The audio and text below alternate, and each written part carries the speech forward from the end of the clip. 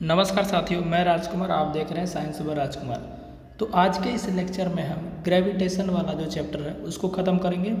और जो आपका इससे पहले जो है, चाहे वो मोशन चैप्टर हो, लाइट चैप्टर हो, force and law of motion हो, है ना, वो सारी चीज़ें मैंने आपको करा दी है। चाहे वो इलेक्ट्रिसिटी की बात करें, मैग्नेटिज्म की बात करें, सारा मैंने आपको बता दिया। अगर आपने नहीं देखा है वो तो ज़रूर जाकर उसे क्लास को देखें। NCERT बेस्ड हम पूरा पढ़ाते हैं। अगर आप ग्रुप डी की तैयारी कर रहे हैं, टेक्नीशियन की तैयारी कर रहे हैं, ALP की तैयारी कर रहे हैं, इन सभी एग्जाम में साइंस पूछे जाते हैं। समझ गए ना? तो आपको बिल्कुल दिक्कत नहीं होगा। जरूर आप प्लेलिस्ट को हमारा फॉलो करें, ठीक है। तो चलिए ग्रेविटेशन को आज स्टार्ट करते हैं। देखिए, ग्रेविटेशन क्या होता है, मैंने यहाँ पर आपके लिए परिभाषा लिखा हुआ है। क्या होता है पढ़ते हैं। ब्रह्मांड में उपस्थित किन्हीं दो पिंडों के मध्य लगने वाला आकर्षण बल, जिसके कारण वह एक दूसरे को आकर्षित करते हैं, गुरुत्वाकर्षण बल कहलाता है। इसके कहने का मतलब क्या है, ब्रह्मांड मतलब पूरा दुनिया हो गया है ना। ब्रह्मांड में कोई भी दो वस्तु है, उन दोनों वस्तुओं के बीच क्या लगता है, आकर्षण बल लगता है। यानी कि वो दोनों वस्तु आपस में एक दूसरे को खींचते हैं, चाहे वो कोई भी दो वस्तु ब्रह्मांड में हो, कुछ भी हो, ठीक है ना।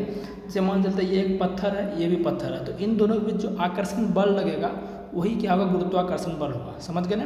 और गुरुत्वाकर्षण बल दुनिया का सबसे कमज़ोर बल भी होता है। इस बात को भी नोटिस कर ले कि जो गुरुत्वाकर्षण बल होता है ये दुनिया का सबसे कमज़ोर बल भी होता है। तो उम्मीद है कि गुरुत्वाकर्षण बल आप समझ गए होंगे। देखिए, बहुत ज़्यादा स्टूडेंट को कन्फ्यूजन होता है कि गुरुत्वाकर्षण बल और गुरुत्व बल में क्या अंतर है, तो वो आपको अभी पता चल जाएगा। गुरुत्वाकर्षण बल का मतलब क्या होता है, किन्हीं भी दो वस्तु, ब्रह्मांड में कोई भी दो वस्तु हो सकता है, लेकिन गुरुत्व बल में क्या होता है, एक पृथ्वी होना ही चाहिए, एक वस्तु, ठीक है ना। तो अभी आपको आगे पता चलेगा जैसे जैसे आपका आएगा, ठीक है ना। तो यहाँ पर देखिए, जैसे मैंने एग्जांपल यहाँ पर लिख दिया आपके लिए। पृथ्वी का सूर्य के चारों ओर गति, ये आपका गुरुत्वाकर्षण बल का उदाहरण है। चंद्रमा तथा सूर्य का ज्वार भाटा जो होता है आपका, ज्वार भाटा देखे हैं ना, समुद्र की लहरें, समुद्र जब देखे होंगे आप, समुद्र की लहरें होती हैं, ऐसी लहरें होती हैं तरंग के रूप में। तो ये जो लहरें ऊपर जाती है नीचे आती है, ये गुरुत्वाकर्षण बल के कारण होती है, ठीक है ना। और पत्ते देखेंगे आप, जो आपका पेड़ से पत्ते नीचे गिरते हैं ना, पेड़ से पत्ते नीचे गिरते हैं तो वो गुरुत्वाकर्षण बल कारण होते हैं। या जो पेड़ से पत्ते गिरते हैं उसको छोड़ो, वो तो एग्जाम्पल है ही। आप मान चलो, आप कोई भी चीज़, मान चलो आपके पास एक पत्थर छोटा सा, इस पत्थर को अगर आप ऊपर फेंकोगे अपने हाथ के माध्यम से, तो क्या वो कुछ देर बाद नीचे नहीं आएगा? बिल्कुल आएगा। तो नीचे क्यों आया वो? नीचे क्यों आया? गुरुत्वाकर्षण बल के कारण नीचे आया। आप किसी व्यक्ति को ऊपर उछालोगे, मतलब ऊपर उठा के फेंकोगे, फिर वो नीचे आएगा।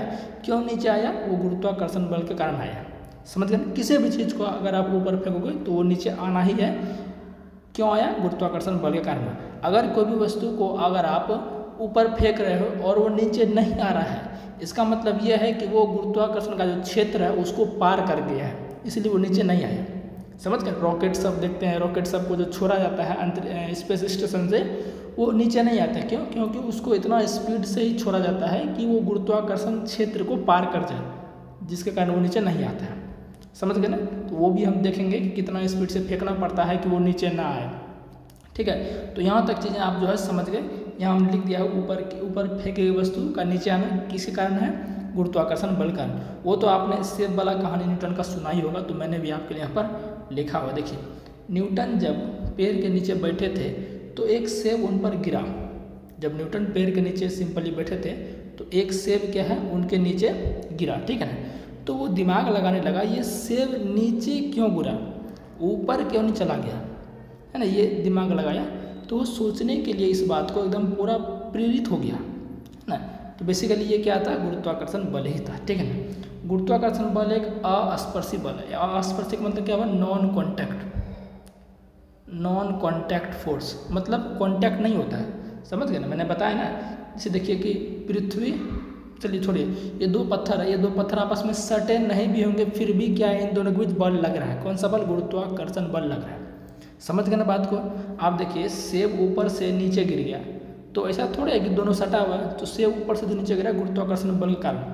यानी कि ये स्पर्शी बल नहीं है, अस्पर्शी बल, नॉन कॉन्टैक्ट फोर्स है। कॉन्टैक्ट में रह के ये फोर्स नहीं लगता है। समझ गए ना बात को। चलिए, अब आपका आ गया गुरुत्व बल। गुरुत्व बल साथियों अब आपका जो मैं बोल रहा था, पृथ्वी द्वारा, अब देखिए मैं एक बार अच्छे से बोल देता हूँ।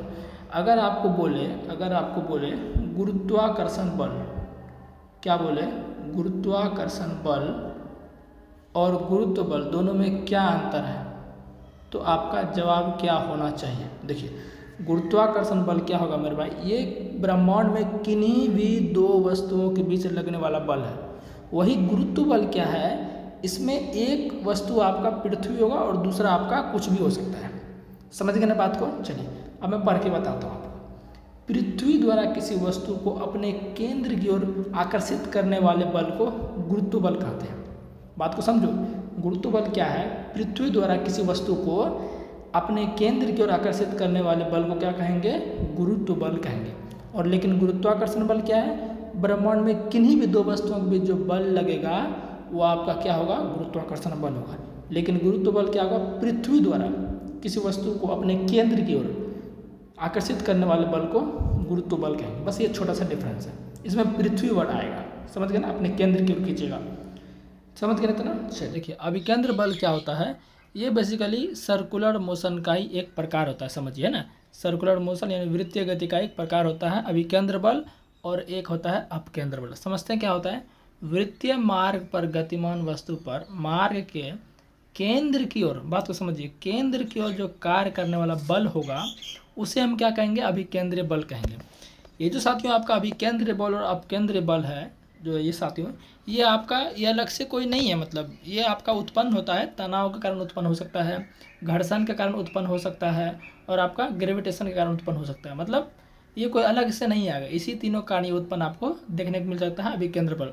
जैसे तनाव के कारण अगर हम बात करें, आपने ज़रूर देखा होगा एक चीज़ कि रस्सी में बांध के घुमाते हुए, आपने ज़रूर किया भी होगा बचपन में एक्टिविटी, कि ये हमारा एक रस्सी है, इसमें कोई पत्थर हम बांध लेते हैं। इसमें क्या करते हैं, कोई पत्थर उसमें थोड़ा सा पॉलीथीन में लपेट के थोड़ा सा पत्थर बांध देते हैं, और इसको क्या करते हैं हम घुमाते हैं हाथ से। इसको क्या करते हैं हम, इसको पूरा हाथ से इसको घुमाते हैं। क्या करते हैं, घुमाते हैं।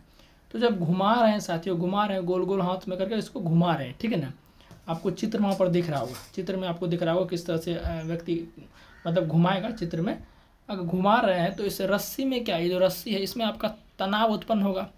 इस रस्सी में क्या उत्पन्न होगा, तनाव उत्पन्न होगा ना। तो तनाव जो उत्पन्न हुआ ये आपका अंदर की ओर एक बल कार्य करेगा यहाँ पर। तो यही आपका क्या हो गया, अभिकेंद्रीय बल। अच्छा यहाँ पर ये सोचिए, अगर आप साथियों इस अगर मान लीजिए जो पत्थर इसमें बांधे, अगर ये टूट जाएगा तो कहाँ जाएगा, ये आपके हाथ की ओर आएगा या ये बाहर चला जाएगा। तो बोलेंगे सर ये बाहर चला जाएगा। तो बाहर चला जाएगा मतलब इस पर भी एक बल लगेगा, बाहर चला जाएगा। तो इस पर कौन सा बल लगा, अपकेंद्रीय बल। कौन सा, अपकेंद्रीय बल। ध्यान से समझना जरा बात को। ये जो अपकेंद्रीय बता रहा हूँ मैं, क्या बता रहा हूँ, अपकेंद्रीय। तो अपकेंद्रीय बल जो होता है वो बाहर की ओर लगता है, केंद्र से बाहर की ओर लगता है, और जो केंद्र की ओर लगता है वो होता है अभिकेंद्रीय। तो इस रस्सी केंद्र की ओर बल लग रहा है ना, मतलब रस्सी में तनाव आ रहा है ना, तनाव के कारण बल आ रहा है, तो वो आपका अभिकेंद्रीय बल हो गया, रस्सी पर जो लग रहा है। और अगर हम गलती से ये टूट जाएगा आपका, तो ये आपका पत्थर बाहर फेंका जाएगा, पत्थर बाहर फेंका जाएगा ना, तो उस पर कौन सा, अपकेंद्रीय बल। कौन सा, अपकेंद्रीय बल। समझ गए ना बात को, वही मैं यहाँ पर लिख रहा होगा, मैं यहाँ पर बता देता, ठीक है ना। और इसका एक फॉर्मूला होता है, ध्यान रखिएगा, F बराबर क्या होता है, mv² होता है। ये न्यूमेरिकल के लिए कभी कभी काम आएगा, ज़्यादातर तो काम नहीं आएगा, लेकिन तो मैं फिर भी आपके लिए बता दी हूँ, ठीक है ना। इसी तरह जैसे इसका उल्टा है, अपकेंद्रीय मैंने बोल ही दिया, जो बाहर की ओर कार्य करेगा, वह बल जिसके कारण गतिशील वस्तु में केंद्र से दूर भागने की प्रवृत्ति हो। मैंने बताया ना अभी कि हाथ से इसको घुमा रहे हैं, पत्थर को इस तरह से घुमा रहे हैं, गोल गोल घुमा रहे हैं, पत्थर को घुमा रहे हैं। ये हाथ में, यहाँ पर हाथ में लपेटा हुआ है, पत्थर जो बांध के गोल गोल घुमा रहे हैं। तो अगर पत्थर टूट जाएगा तो वो किधर चला जाएगा, केंद्र से दूर चला जाएगा ना पत्थर, तो उस पर अपकेंद्र बल कार्य करेगा। और जो रस्सी में जो तनाव उत्पन्न हो रहा है, आप जब रस्सी को घुमाइएगा तो रस्सी एकदम पूरा तनाव हुआ रहता है ना, तो उस पर जो बल लग रहा है वो अभिकेंद्रीय बल केंद्र की ओर लगता है। समझ गए ना, वही मैंने आपको बताया। तो अपकेंद्र बल क्या होता है, केंद्र से दूर भागने की प्रवृत्ति होती है, और आप अभिकेंद्रीय केंद्र की ओर, यही मैंने बताया था। और इसके जो एग्जांपल है, जैसे कि आप देखे होंगे कि मक्खन निकालने वाला जो मशीन होता है, कपड़ा धुलने वाला जो मशीन होती है, दूध से क्रीम निकालने वाली जो मशीन होती है, ये सारे इसी के एग्जांपल अपकेंद्र बल के एग्जांपल है। और अपकेंद्र बल जो होता है, ये आपके साथियों होते हैं, ये आपके एक कह सकते हैं आभासी फोर्स होता है। क्या होता है, आभासी, सूडो फोर्स इसको इंग्लिश बोलते हैं, नकली बल होता है ये क्या होता है, मतलब जब अभिकेंद्र बल लगेगा तो अपकेंद्र भी लगना ही लगना है, उसको बैलेंस करने के लिए। समझ गए ना बात को, जब अभिकेंद्र बल लग रहा है तो उसको बैलेंस करने के लिए अभिकेंद्र खुद ब खुद लगेगा ही लगेगा। तो अपकेंद्र आपका क्या होता है, आभासी फोर्स होता है, सूडो फोर्स होता है। समझ गए ना, इस बात को मेरे भाई ध्यान रखना है, बस इतना ही, ज़्यादा कॉन्सेप्ट नहीं है। और दोनों में फॉर्मूला ये होता है, दोनों क्या सर्कुलर मोशन है, दोनों में फॉर्मूला आपका यही होगा, F बराबर mv²/r होगा। जैसे मैं एग्जांपल भी आपको देता हूँ, जैसे कि ये देखिए आपका ये सर्कुलर है, यहाँ पर मान चलिए इसकी त्रिज्या यहाँ पर ये r बता दी, ठीक है ना, ये त्रिज्या r हो, कोई वस्तु यहाँ पर मान लीजिए कोई वस्तु a है, ये क्या कोई वस्तु a है, तो ये गति कर रही है सर्कुलर मोशन में एक समान। मैंने आपको एक समान वृत्तीय गति मोशन वाले चैप्टर में बहुत अच्छे से बताया, इसलिए कह रहा हूँ कि चीज़ों को अगर आप सीरियल वाइज देखेंगे तो आपको ज़्यादा समझ आएगा। एक समान वृत्तीय गति क्या होता है मैंने आपको अच्छी तरह से पिछली क्लास में बताया हुआ है मोशन वाले चैप्टर में। तो ये ए वस्तु है, ये अभी यहाँ पर है, फिर ये यहाँ पर गति करेगी तो इस तरह से डायरेक्शन होगा, है ना, फिर ये इधर जाएगी तो इसका डायरेक्शन इधर हो जाएगा, फिर यहाँ पर गति करेगी इसका डायरेक्शन इधर जाएगा, इसका स्पीड समान है, समझ गए ना। तो हर बिंदु पर इसकी दिशा क्या होगी, बदलती जाएगी स्पीड की, तभी तो एक समान वृत्तीय गति होगा ना, मैंने बताया है सारा चीज़, है ना। एक समान वृत्तीय गति एक त्वरित गति एक्सीलरेटेड मोशन का एक उदाहरण है, क्योंकि दिशा बार बार बदल रही है, समझ गए ना। तो यहाँ पर देखिए साथियों, अभी वस्तु ए यहाँ पर था, ये यहाँ पर आ गया, बी के यहाँ पर आ गया, तो यहाँ पर कुछ ना कुछ कौन बनेगा, यहाँ पर बनेगा ना, ये थीटा कौन बनता है। तो इसी तरह से ये जो आपका होगी कोणीय विस्थापन हो जाता है, इसी तरह से कोणीय विस्थापन होगा। अब फिर ये बी से यहाँ पर सी पर आएगा, बी से सी पर आएगा, तो ये आपका क्या होगा, बी से सी तक कुछ डिस्प्लेसमेंट कवर करेगा, ठीक है ना। तो यहाँ पर इसी तरह से आपका कोणीय विस्थापन में परिवर्तन होगा तो आपका कोणीय वेग आ जाएगा, कोणीय वेग में परिवर्तन होगा तो कोणीय त्वरण आ जाएगा। इस तरह से साथियों आपका होता है F बराबर mv²/r। ये फॉर्मूला प्रूव होता है लेकिन वो जरूरत आपको नहीं है, मैंने सिंपल आपको बता दिया, ठीक है ना। F बराबर mv²/r बट आपको ध्यान रखना है, ठीक है ना। चलिए गुरुत्वाकर्षण का सार्वत्रिक नियम देखते हैं। गुरुत्वाकर्षण का सार्वत्रिक नियम मतलब यूनिवर्सल लॉ ऑफ ग्रेविटेशन क्या होता है इसको देखते हैं। इसी से साथियों आपका जो है न्यूमेरिकल आता है, इसी से आपका क्या आता है, न्यूमेरिकल आता है। तो एक बार जब पढ़ा देंगे तो आपको न्यूमेरिकल हमेशा बनेगा, ठीक है ना। और मैं न्यूमेरिकल कराऊंगा भी, चिंता आपको बिल्कुल नहीं लेना जब तक साइंस बाय राजकुमार चैनल है, ठीक है ना। चलिए इसको देख लेते हैं क्या होता है ये नियम। देखिए गुरुत्वाकर्षण का जो सार्वत्रिक नियम मेरे भाई होता है वो क्या होता है, इस नियम के अनुसार दो पिंडों के बीच, पिंड का मतलब वस्तु, इस नियम के अनुसार कोई दो पिंड है उनके बीच क्या लगेगा, बल जो लगेगा ना, उनके बीच जो बल लगेगा वो दोनों वस्तु के द्रव्यमान के गुणनफल के समानुपाती होगा और उनके बीच की दूरी के वर्ग के व्युत्क्रमानुपाती होगा। नहीं समझे ना, मैं आपको अच्छे से यहाँ पर समझाता हूँ एकदम डायग्राम से। देखिए ये एक हमारा कोई वस्तु हो गया, ये हमारा कोई वस्तु हो गया, ठीक है ना। अब आपको पता है कि ब्रह्मांड में किन्हीं भी दो वस्तुओं के बीच जो बल लगेगा वो गुरुत्वाकर्षण बल है, मैंने बोल ही दिया आपको। अच्छा बताइए इन दोनों वस्तुओं के बीच कुछ ना कुछ तो दूरी होगा, इन दोनों वस्तुओं के बीच क्या होगा मेरे भाई, कुछ ना कुछ तो दूरी होगा, कुछ ना कुछ तो मान लेते हैं इन दोनों के बीच की दूरी d है, ठीक है ना। अब इसका कुछ ना कुछ वजन भी होगा, इसका वजन मान लेते हैं m1 द्रव्यमान, इसका भी कुछ ना कुछ द्रव्यमान होगा, इसका द्रव्यमान मान लेते हैं m2। m2 नहीं दिख रहा है तो मैं दूसरे कलर से आपको लिख देता हूँ, ये मैंने m2 यहाँ पर लिख दिया। यानी कि आप देख सकते हैं कि इस वाले वस्तु का वजन क्या है m1 यानी द्रव्यमान, इस वाले वस्तु का द्रव्यमान क्या है m2 है, कुछ ना कुछ तो वजन होगा और इन दोनों वस्तुओं को d दूरी पर रखा गया है। अब यहाँ पर जो गुरुत्वाकर्षण का सार्वत्रिक नियम क्या कहता है उसको समझिए। गुरुत्वाकर्षण का सार्वत्रिक नियम कहता है किन्हीं भी दो वस्तुओं के बीच, ये दो वस्तुओं के बीच इनका जो द्रव्यमान का गुणनफल होगा ना, सुनेगा ध्यान से, गुरुत्वाकर्षण बल जो होगा इन दोनों के बीच जो गुरुत्वाकर्षण बल लगेगा वो रिलेशन क्या होगा, इन दोनों द्रव्यमान के गुणनफल के समानुपाती होगा। वही हमने लिखा, देखिए यहाँ पर गुरुत्वाकर्षण बल F हो गया, F मतलब बल। अब जरूरी नहीं है कि कोई बल है तो उसके लिए अलग से, सभी बल का संकेत F ही होगा, ठीक है ना। तो F हो गया आपका, तो इन दोनों के बीच जो बल लगेगा वो क्या होगा, इन दोनों वस्तुओं के द्रव्यमान के गुणनफल के समानुपाती होगा। तो देखिए ये मैंने समानुपाती का चिन्ह यहाँ पर दे दिया। समानुपाती का मतलब क्या होता है, एक बढ़ेगा तो दूसरा भी बढ़ेगा, एक घटेगा तो दूसरा भी घटेगा। ये सब मैंने बहुत बार क्लास में बताया हुआ है, जो लोग शुरू से हमसे जुड़े हुए हैं उनको पता है समानुपाती, अनुक्रमानुपाती, व्युत्क्रमानुपाती क्या होता है। इसलिए कह रहा हूँ कि आप शुरू से क्लास को देखें तो मजा आएगा आपको, ठीक है ना। तो इन दोनों के बीच जो गुरुत्वाकर्षण बल रहेगा इन दोनों द्रव्यमान के गुणनफल के समानुपाती, फिर इन दोनों वस्तुओं के बीच जो बल रहेगा वो इनकी दूरी के स्क्वायर के व्युत्क्रमानुपाती। फिर से बोलता हूँ मैं, इन दोनों वस्तुओं के बीच जो बल लग रहा है, गुरुत्वाकर्षण बल लग रहा है, दोनों के द्रव्यमान के गुणनफल के समानुपाती, लेकिन दूरी के स्क्वायर के, ठीक है, दूरी के स्क्वायर के व्युत्क्रमानुपाती। व्युत्क्रमानुपाती मतलब रेसिप्रोकल, उल्टा। तो देखिए मैंने यहाँ पर लिखा हुआ है, देखिए दूरी के क्या है, सॉरी द्रव्यमान के गुणनफल क्या है, समानुपाती है, लेकिन दूरी का क्या है, दूरी क्या है, व्युत्क्रमानुपाती है। ये यहाँ पर हो गया व्युत्क्रमानुपाती, क्योंकि 1/d² है। समझ गए ना। अब इसको समीकरण फर्स्ट मान लिया, इसको समीकरण सेकंड मान लिया। यहाँ तक किसी को कोई दिक्कत नहीं है। अब जरा देखिएगा, अब समीकरण फर्स्ट एवं सेकंड से, समीकरण फर्स्ट एवं सेकंड में क्या दिख रहा है सर, f दोनों में कॉमन दिख रहा है। f दोनों में क्या दिख रहा है, कॉमन दिख रहा है। जब f मेरे पास दोनों में कॉमन दिख रहा है तो क्या हो जाएगा, 2f में से एक f आ जाएगा आपका, 2f में से एक f आ जाएगा, क्योंकि f कॉमन है। तो m1/m2 अब बटा d स्क्वायर है, यानी फाइनली हमारा बनेगा साथियों f समानुपाती f व्युत्क्रमानुपाती m1 × m2/d², ये होगा। ठीक है ना। अब आपको पता है कि फिजिक्स में अगर समानुपाती का चिन्ह हटाते हैं या व्युत्क्रमानुपाती का चिन्ह हटाते हैं तो कुछ ना कुछ कांस्टेंट देना पड़ता है, नियतांक स्थिरांक देना पड़ता है। तो इसको हम हटाए हैं, इसके बदले क्या दिए, यहाँ पर g दिए हैं। इसके बदले क्या दिए हैं, g दिए, बाकी सारा का सारा वही है, देख सकते हैं m1 m2/d², सारा का सारा वही है। पूछेगा ये g क्या है, ये g आपका गुरुत्वाकर्षण स्थिरांक है। ये g क्या है, गुरुत्वाकर्षण स्थिरांक। इस g की वैल्यू क्या होता है, g का वैल्यू आपको ध्यान रखना, डायरेक्ट पूछता है कि इस कैपिटल G का वैल्यू क्या होता है, 6.67 × 10⁻⁻11 न्यूटन मीटर स्क्वायर प्रति kg स्क्वायर। ये न्यूटन मीटर प्रति स्क्वायर, ये न्यूटन मीटर स्क्वायर बटा kg स्क्वायर कैसे आता है इसको मैं बताता हूँ। ये इसी से आता है, मैं आपको करके दिखाता हूँ। ठीक है। अच्छा, एक बात थोड़ा और ध्यान रख लीजिएगा, ये जो जी का वैल्यू जितना है, ये वैल्यू किसने निकाला था, ये हेनरी कैवेंडिश एक वैज्ञानिक था, उन्हीं ने निकाला था। अगर आपको पूछ ले कि ग्रेविटेशन जो आपका गुरुत्वाकर्षण स्थिरांक है जिसको कैपिटल जी से डिनोट करते हैं, इसका वैल्यू किसने दिया था, हेनरी कैवेंडिश ने दिया था। ठीक है ना। अब ये जो इसका क्या बोलते हैं SI यूनिट आया है, मैं निकाल कर बताता हूँ आपको, याद करने की जरूरत नहीं है। यहाँ तक देखिए आप, यहाँ तक देखिए F बराबर क्या है, g m1 × m2/d² है ना।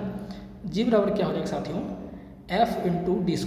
अब देखिए इस g को नीचे रहता कुछ एक है, गुना करिए, एक गुना अगर पूरा इतना करेंगे तो इतना ही हो जाएगा। ठीक है ना। फिर g बराबर पूरा हमारा क्या हो जाएगा, fd²/m, यानी कि ये तो आप पर मैथ का रूल है, ये आप लगा सकते हैं आसानी से। ठीक है ना। तो g बराबर फाइनली हमारा आ जाएगा fd²/m, क्योंकि f × d² और ये m1 × m2 नीचे आ जाएगा। ठीक है ना। ये आप मैथ का रूल है, आप कर सकते हैं। यहाँ से g का वैल्यू, यहाँ से g का वैल्यू आप निकाल सकते हैं ऐसे करके। ठीक है ना। तो ये इतना आ गया आपका। अब मैं क्या बोल रहा था, इसका मात्रक देखिए, g का वैल्यू कितना होता है, g का वैल्यू होता है 6.67 × 10⁻⁻11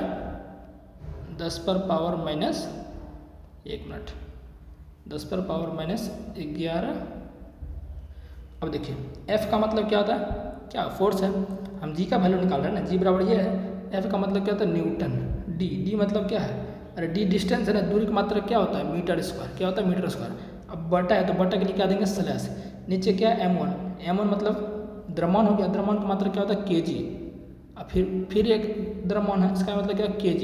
तो देखिए हो गया ना, न्यूटन मीटर स्क्वायर प्रति, अब kg × kg करनी kg स्क्वायर, इसलिए बोल रहा था ये आपका याद करने की जरूरत नहीं है।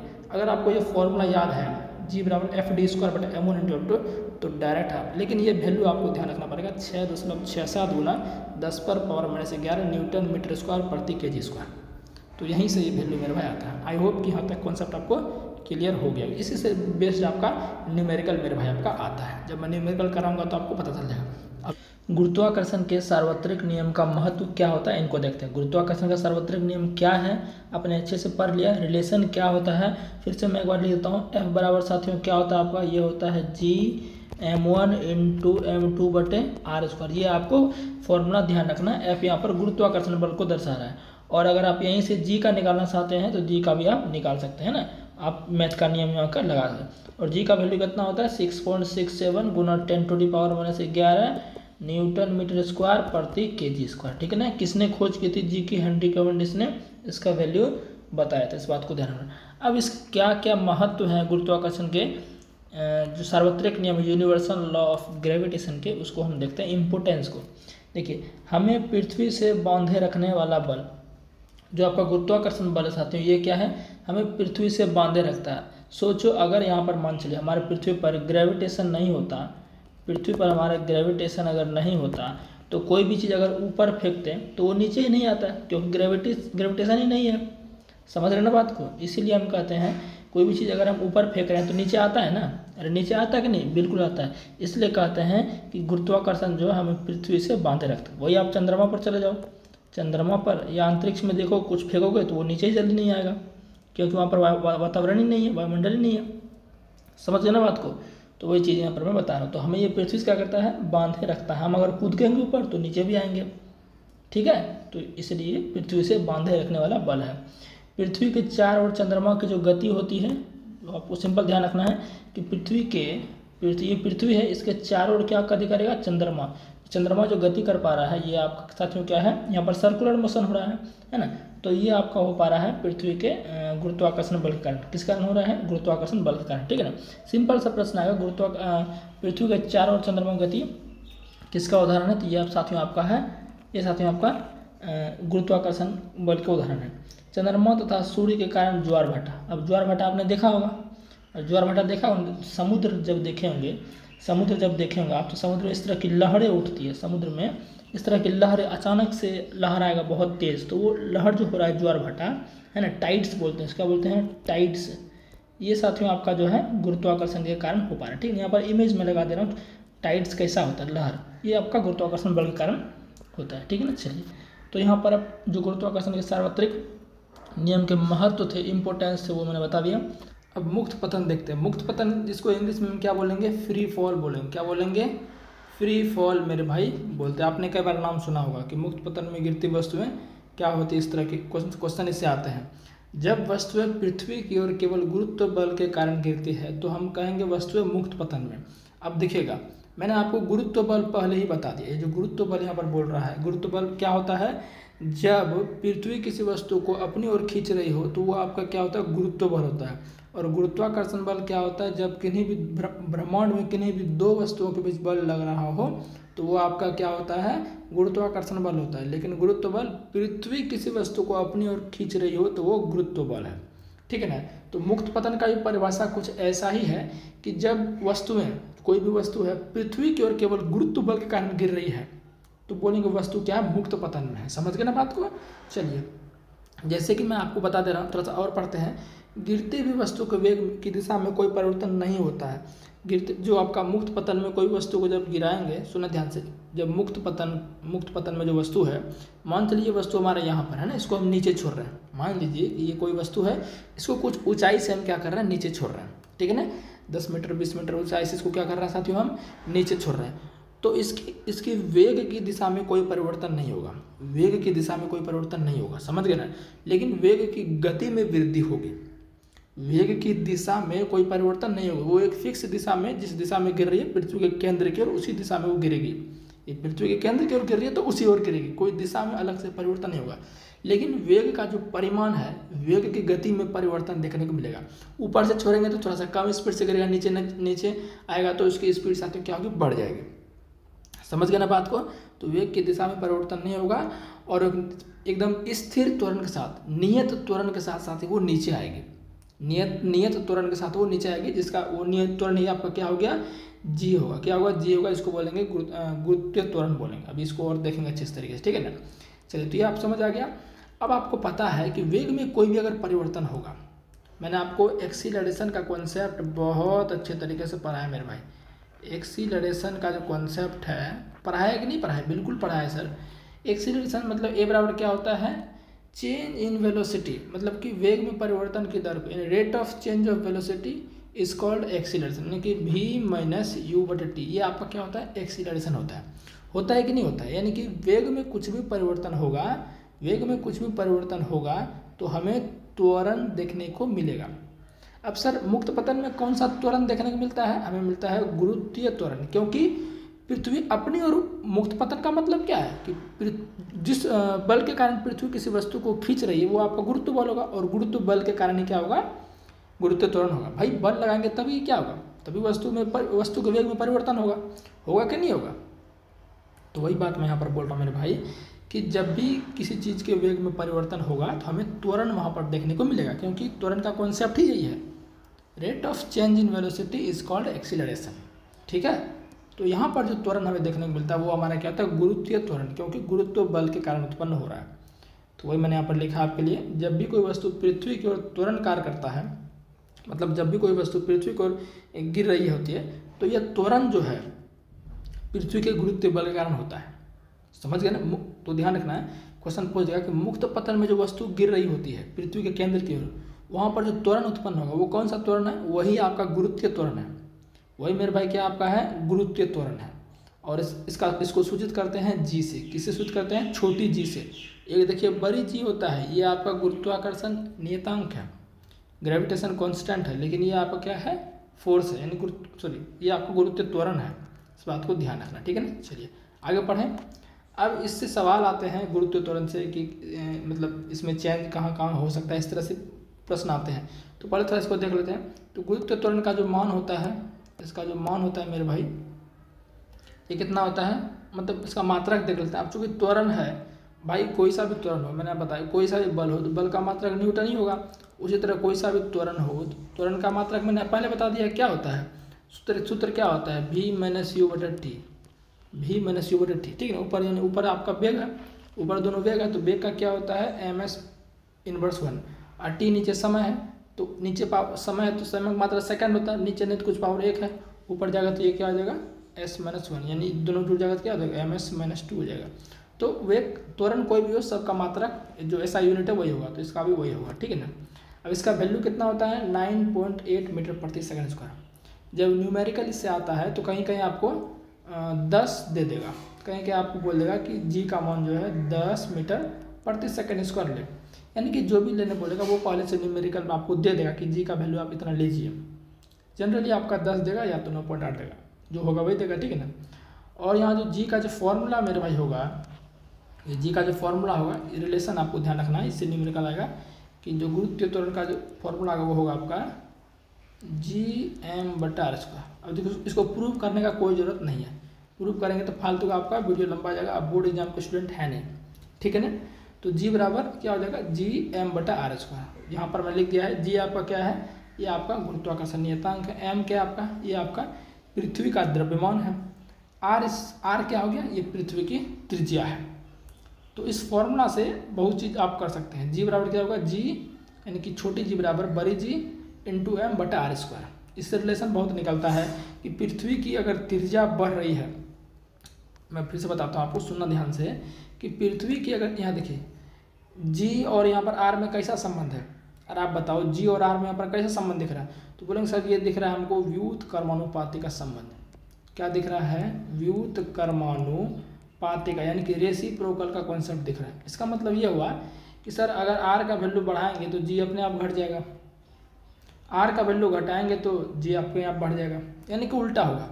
आर अगर ये बड़ी आर पृथ्वी की त्रिज्या अगर बढ़ेगी तो जी घटेगी, आर अगर घटेगी तो छोटी जी बढ़ेगी। ठीक है, बात को समझ रहे हैं ना। चलिए, और यहाँ पर m द्रव्यमान और गुरुत्वीय त्वरण में क्या है? अनुक्रमानुपाती का संबंध, समानुपाती का संबंध है, ठीक है ना। यानी कि m का मान अगर बढ़ेगा तो जी भी बढ़ेगा, ठीक है ना। चलिए, बाकी जी तो कांस्टेंट वैल्यू है, इससे तो कुछ फर्क पड़ता नहीं है, ठीक है। तो ये चीज़ आपको ध्यान रखना। अभी ये इसका काम होगा जो मैंने आपको बताया अभी। अब यहाँ पर मैंने कुछ लिख दिए हैं। पृथ्वी का द्रव्यमान कितना होता है? 6 × 10⁻24 kg होता है ना। ये कभी कभी डायरेक्ट आपको MCQ वगैरह में देखने को मिल जाएगा ना, या न्यूमेरिकल में ये सब बहुत देता है, तो वैल्यू आपको दिया रहेगा, कोई चिंता करने की बात नहीं है। अगर इससे न्यूमेरिकल आता है तो आपको वैल्यू वहाँ पर दिया रहता है, ठीक है। अब रेडियस ऑफ अर्थ की बात करें तो कितना होता है? 6.4 × 10⁻6 मीटर, या इसको इसे बोल सकते हैं 64,000 मीटर भी, इसको 64,000 किलोमीटर भी इसको इस तरह से बोला जाता है। या तो आप जो भी ध्यान रखना वो आप ध्यान रख सकते हो, ठीक है ना। 6.4 × 10⁻6 मीटर, अदरवाइज वो आप हज़ार में ध्यान रख सकते हैं। और द्रव्यमान मैंने आपको बता दिया। अब यहाँ देखते हैं जो जी आपका है, ये जी आपका है, इसको प्रभावित करने वाले कारक कौन कौन से? ये जो आपका जी है इसको प्रभावित करने वाले कारक, मतलब कैसे ये आपका जो चेंज होगा, तो वही मैंने यहाँ पर लिखा है। गुरुत्वीय त्वरण को प्रभावित करने वाले कारक, समझते इसको ध्यान से। पृथ्वी एक पूर्ण गोला नहीं है, आपको बताया कि पृथ्वी आपका पूरा गोला नहीं है। पृथ्वी की त्रिज्या ध्रुवों से, पृथ्वी की त्रिज्या ध्रुवों से विषुवत वृत्त की ओर, या विषुवत रेखा बोल लो, वृत्त बोल लो, कोई अलग इसमें नहीं है, विषुवत वृत्त की ओर जाने पर बढ़ती है। इसलिए जी का मान जो है ध्रुवों पर विषुवत रेखा की अपेक्षा अधिक होता है। देखिए, अभी जो मैंने कॉन्सेप्ट आपको बताया कि जी का रिलेशन किससे आ रहा है? ये आ रहा है Gm/r², इसी से रिलेशन आ रहा है।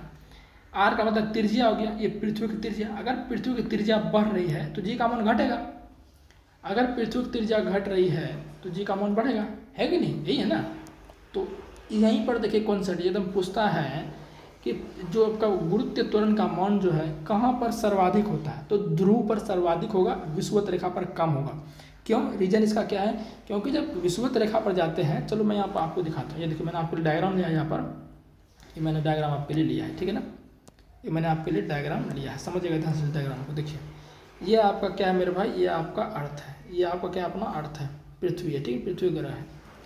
पृथ्वी ग्रह के जो बीचों बीच ये काल्पनिक रेखा गई है ना, ये काल्पनिक रेखा होती है ना, ज्योग्राफी में आपको बताऊंगा कभी कभी क्लास अगर लूँगा तो। ये आपका क्या होता है, काल्पनिक रेखा होता है, इसको बोलते हैं भूमध्य रेखा। क्या बोलते हैं, भूमध्य रेखा बोलते हैं, या इंग्लिश में इसको इक्वेटर बोलते हैं, भूमध्य रेखा। इसी का नाम है विषुवत रेखा, इसी को हम क्या बोलते हैं, विषुवत रेखा भी बोलते हैं, इसी को क्या बोलते हैं, विषुवत रेखा भी बोलते हैं, ठीक है ना। यहाँ पर जो भी देश आएगा वो ज़्यादा गर्मीला, जैसे अफ्रीका वगैरह होता है वो आपका यहीं के आसपास, अफ्रीका में जानते हैं लोग काले काले होते हैं क्योंकि टेम्परेचर वहाँ ज़्यादा है, तो अफ्रीका इसी के आसपास आता है, उसने कटिबंधीय वाला ये क्षेत्र होता है, ठीक है ना। खैर वो जियोग्राफी की बात है, अभी छोड़ो उसको। अब देखो इसके ये वाला आपका जो ऊपर वाला पार्ट है ये आपका हो गया उत्तरी ध्रुव, नॉर्थ पोल, और ये वाला जो पार्ट होगा ये आपका हो गया दक्षिणी ध्रुव, ठीक है ना। बाकी और कुछ आपको ध्यान नहीं देना।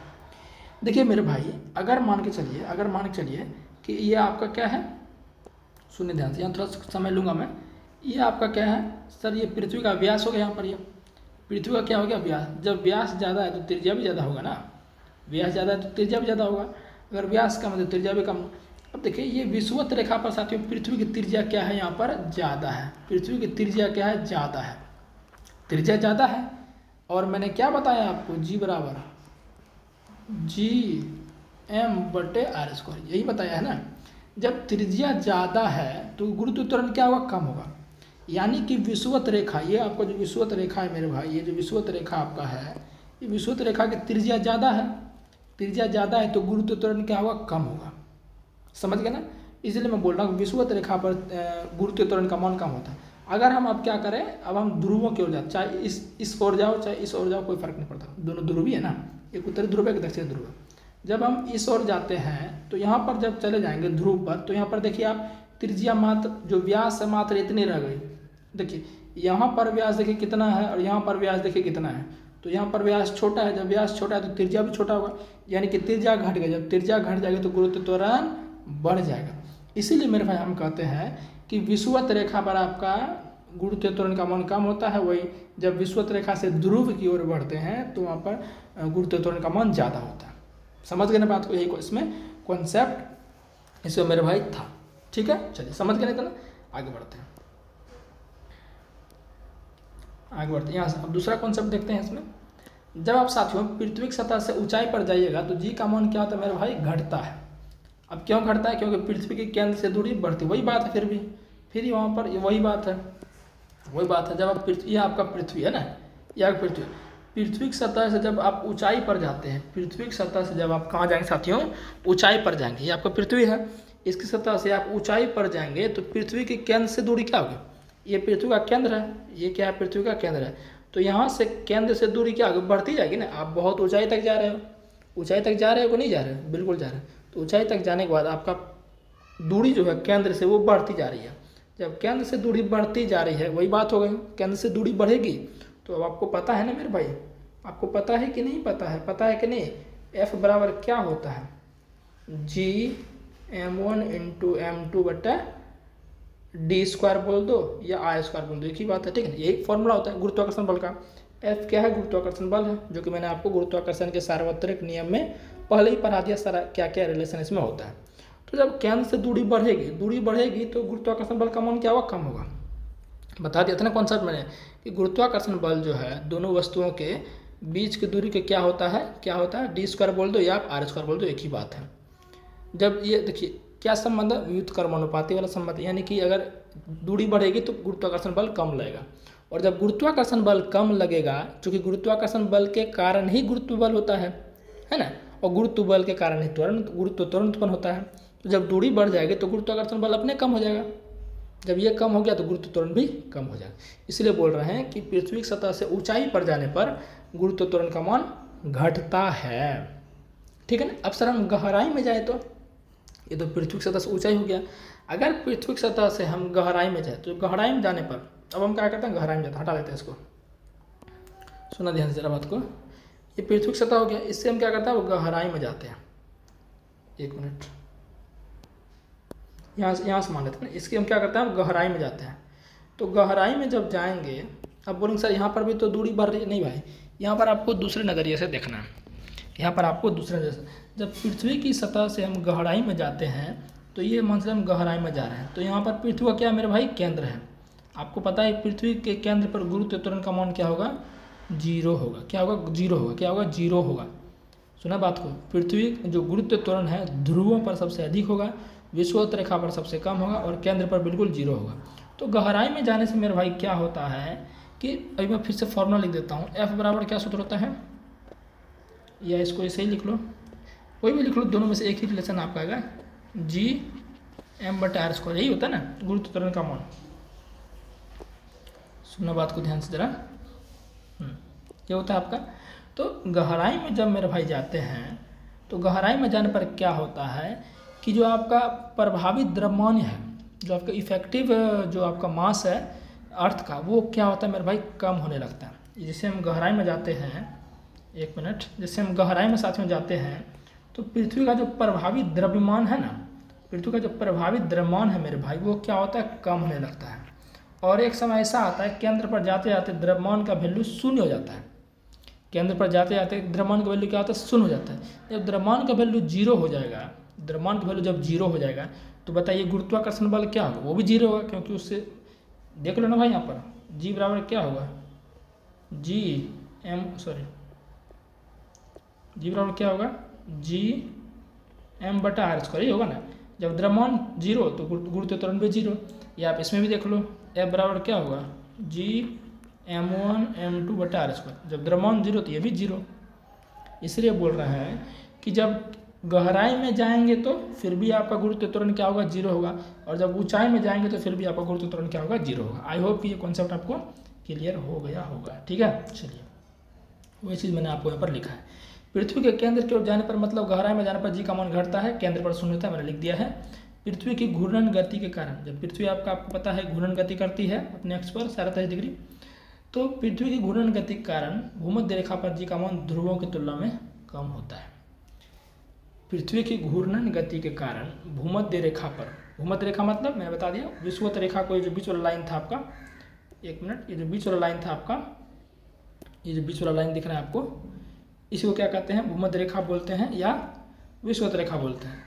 पृथ्वी के बोलेगा कि किस कारण जो है, बोलेगा किस कारण जो है आपका भूमध्य रेखा या विषुवत रेखा पर गुरुत्व त्वरण का मान जो है 0 होता है, वो आपका होता है पृथ्वी की घूर्णन गति के कारण, या कम होता है, 0 नहीं होता है, 0 तो केंद्र पर होगा। भूमध्य रेखा को विषुवत रेखा भी कहते हैं, मैंने आपको यहाँ पर लिख दिया है। ठीक है ना, तो यहाँ तक आपका ये कॉन्सेप्ट मेरे भाई क्लियर होता है। ठीक है, चलिए द्रव्यमान समझते हैं कि द्रव्यमान आखिर क्या होता है, समझते हैं।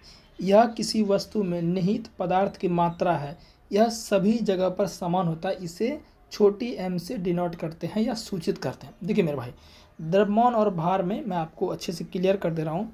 द्रव्यमान क्या चीज़ है, कोई भी वस्तु है, जैसे कि मेरा सपोज ये मेरा मार्कर, ये मैंने मार्कर इस तरह साथियों जो है तो साफ से मैं बना देता हूँ। मैं आपको बताना चाहता हूँ, ये मेरा साथियों क्या, मैंने इस तरह से जो है, मैंने इस तरह से ये मेरा मार्कर मैंने बना, ये मेरा क्या मार्कर, पढ़ाने वाला लिखने वाला बोर्ड पर ये मार्कर है।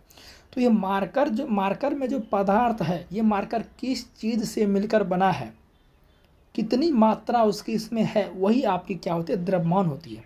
बात को समझ पा रहे हैं क्या, क्या बोल रहा है डेफिनेशन, यह किसी वस्तु में निहित पदार्थ की मात्रा, ये जो आपका मार्कर एक वस्तु है, इस ये किस चीज़ से बना है, इसमें कितना वो चीज़ का मात्रा है, भरा हुआ है, इसमें अटा हुआ है, इसमें वही आपके क्या होती है, द्रव्यमान होते हैं मेरे भाई। समझ गए मेरे भाई बात को, उम्मीद है कि आप चीज़ें को समझ गए होंगे। ठीक ना, पदार्थ द्रव्यमान आपका ये होता है। जबकि भार क्या होते हैं, किसी वस्तु का भार वह बल है जिससे यह पृथ्वी की ओर आकर्षित होती है, इसे W से सूचित करते हैं। भार क्या होता है, भार एक तरह का बल ही होता है, भार एक तरह क्या होता है, बल ही होता है, जो पृथ्वी किसी वस्तु को अपनी ओर खींचती है। बात को समझिए, पृथ्वी जिस बल से पृथ्वी जिस बल से किसी वस्तु को अपनी ओर खींचती है वो आपका क्या होता है, भार होता है मेरे भाई। क्या होता है मेरे भाई, भार होता है। द्रव्यमान क्या है, किसी वस्तु में कितनी पदार्थ की मात्रा निहित है, भरी हुई है ना, कितनी उस चीज़ से वो बनी हुई है, वो उसकी क्या है साथियों, वो उसकी द्रव्यमान है। लेकिन साथियों भार क्या है, भार क्या है, पृथ्वी द्वारा उस वस्तु पर लगाए गए बल को क्या कहेंगे, भार कहेंगे। उम्मीद है साथियों आपको क्लियर हो गया होगा द्रव्यमान और भार में। वही मैंने यहाँ पर लिखा हुआ, भार को W से सूचित करते हैं, इसमें WEIGHT वेट लिखते हैं, ठीक है ना। इसका यहाँ फॉर्मूला आता है, इससे बहुत ज़्यादा न्यूमेरिकल आता है। W बराबर क्या होता है, M गुना G। ये रिलेशन आपको ध्यान रखना है। W बराबर क्या होता है, M गुना G होता है। W यहाँ पर आपका भार हो गया, M हो गया आपका द्रव्यमान, और G आपका क्या हो गया, G आपको पता ही है, G आपका हो गया गुरुत्वीय त्वरण। क्या हो गया, गुरुत्वीय त्वरण हो गया, जिसका मान होता है 9.8 मीटर प्रति सेकेंड स्क्वायर। समझ गए ना बात को। तो ये फॉर्मूला आपको ध्यान रखना, W बराबर M गुना G। समझ गए मेरे भाई। चलिए अब देखिए, यहाँ पर आप अगर चाहें तो बोल देगा आपको कि भार का ऐसा मात्रक क्या होगा। तो भार का ऐसा मात्रक मेरे भाई क्या होगा, न्यूटन ही होगा, क्योंकि ये बल ही एक तरह से जो कि पृथ्वी किसी वस्तु पर लगा रही है खींचने की और अपनी ओर। मैंने बोला ना, भार एक तरह का बल ही है। समझ गए ना बात को। इसलिए जो बल का मात्रक वही भार का मात्रक न्यूटन। समझ गए ना बात को। चलिए, भार का ऐसा यूनिट क्या हो जाएगा, न्यूटन बोल ही दिया। चंद्रमा पर किसी वस्तु का भार पृथ्वी पर उसके भार के 1/6 होता है। देखिए ये सब बहुत पूछता है, न्यूमेरिकल में काम आएगा, कभी कभी ऑब्जेक्टिव में स्टेटमेंट वाइज पूछ देता है।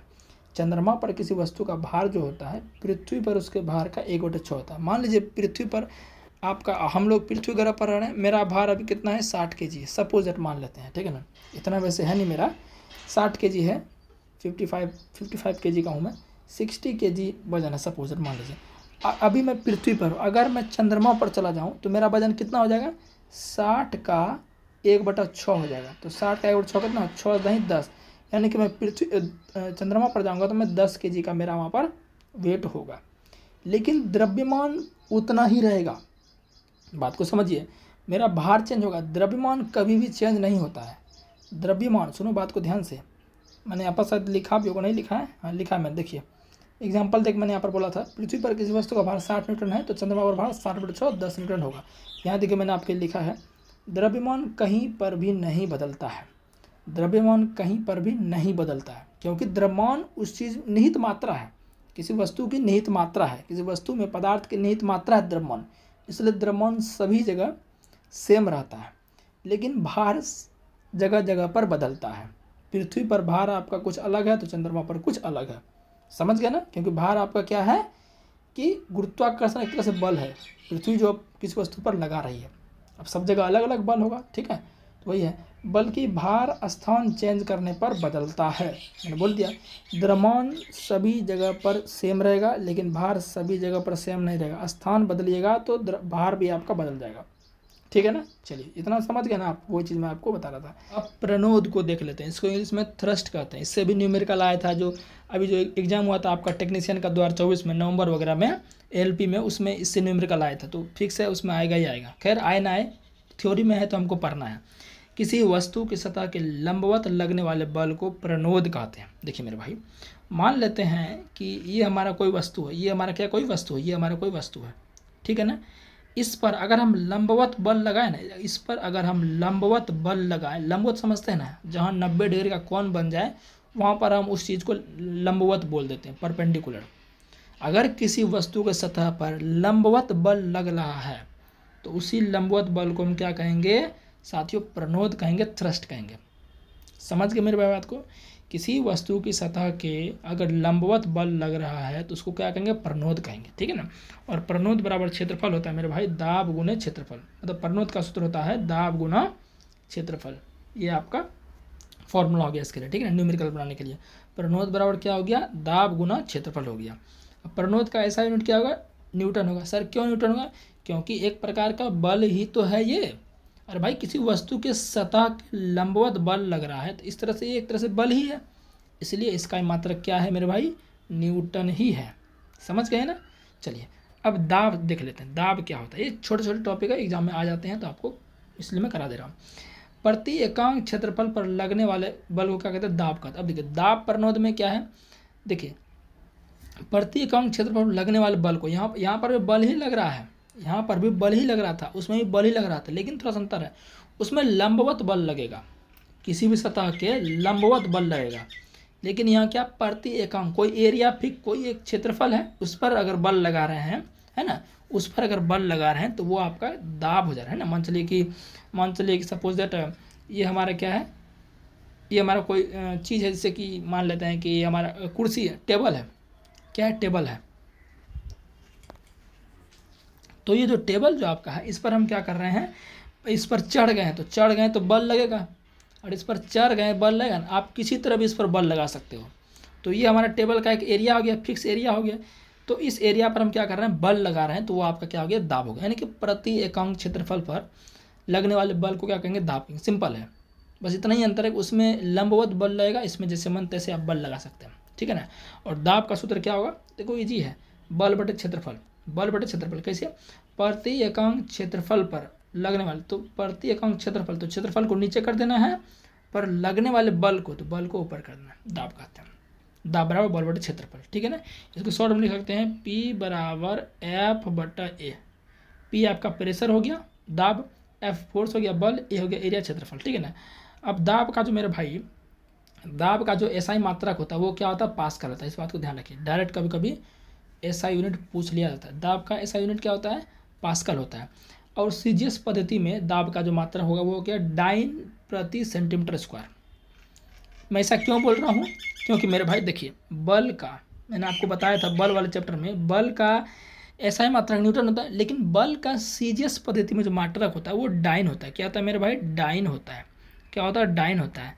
अब बटे, चूँकि अब पूरा हम प्रेशर का पूरा CGS में बदल रहे हैं, तो सेंटीमीटर किसका हो जाएगा, ये सेंटीमीटर किसका हो जाएगा। यहाँ पर देखिए, मान लीजिए दाब का हमें क्या करना है, CGS में यूनिट बताना है, तो बल का CGS में यूनिट क्या होगा, हो जाएगा सर डाइन। डाइन अब बटे क्षेत्रफल का CGS में क्या हो जाएगा, सेंटीमीटर स्क्वायर। सेंटीमीटर, CGS का मतलब क्या हुआ, सेंटीमीटर ग्राम सेकंड। तो दाब का आपको पूछेगा तो CGS में मात्रा तो आप बता सकते हैं। इसको याद करने की जरूरत नहीं CGS वाले, क्योंकि आपको अगर बल का याद है, क्षेत्रफल का याद है, तो आसानी से आप निकाल सकते हैं CGS यूनिट ऑफ प्रेशर का, ठीक है। और भी कुछ मैंने लिख दिए हैं, 1 पास्कल बराबर तो बता ही दिया मैंने, 10 डायन प्रति सेंटीमीटर स्क्वायर, या 1 न्यूटन मीटर प्रति 1 न्यूटन प्रति मीटर स्क्वायर। देखिए यहाँ से अगर हम निकाल लें मेरे भाई, देखिए ये जो मैंने लिखा है ना यहाँ पर, ये जो मैंने लिखा है मेरे भाई यहाँ पर, ये तो समझ ही गए ये कैसे आया, ये तो CGS वाला हो गया। अब ये कैसे आया, देखिए यहाँ पर देखिए, कहीं अलग से नहीं आया, यहीं से है। बल कैसा मात्रा क्या होगा, न्यूटन अब बटे क्षेत्रफल कैसा मात्रा क्या होगा, मीटर स्क्वायर। तो इसको हम ऐसे नहीं लिख सकते हैं, न्यूटन प्रति मीटर पर पावर -2, ऐसे नहीं लिख सकते हैं। वही तो यहाँ पर हम लिखे हैं, समझ गए ना। तो कोई अलग चीज़ नहीं है, 1 पास्कल बराबर इतना हो सकता है, ठीक है ना। 1 पास्कल का मतलब क्या हुआ, अगर बल का मात्रा, अगर बल का मान 1 न्यूटन हो, क्षेत्रफल का मान 1 मीटर स्क्वायर हो, तो वो आपका 1 पास्कल होगा। सिंपल सी बात है। चलिए, तो नेक्स्ट कॉन्सेप्ट हमारा है तरलों में दाब। देखिए तरलों में दाब मेरे भाई क्या होता है कि अब आपको पता है कि तरल का मतलब क्या होता है। अब आपको पता है कि तरल का मतलब क्या होता है, मैं आपको कई बार बता चुका हूँ, जो क्लास शुरू से देख रहे हैं उसको पता होगा। तरल का मतलब 2 चीज़ होता है। तरल का मतलब क्या होता है, 2 चीज़ होता है, एक आपका द्रव होता है और एक आपका गैस होता है। इतना आपको पता है।